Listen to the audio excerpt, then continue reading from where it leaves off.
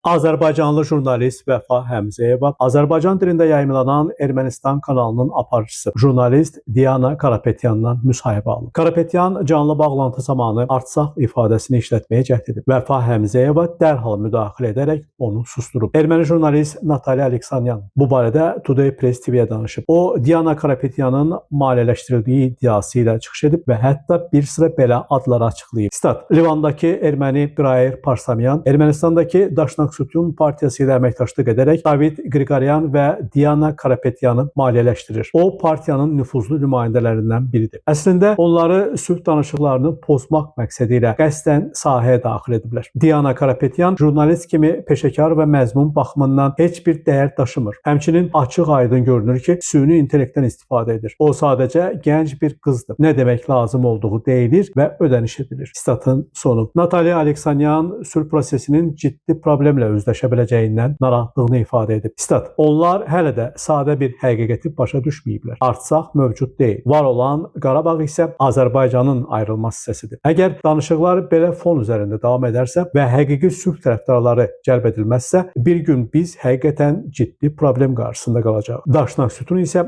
heç vaxt dayanmır. Statın sonu. Xatırladaq ki, Vəfa Həmzəyeva canlı bağlantıda erməni jurnalistə əgər siz hələ də artsaq deyirsinizsə, o zaman sülhdən necə danışmaq olar sualını verərək prosesə müdaxilə edib. Qiymət Mahir Namiq Abbasov, Today Press TV.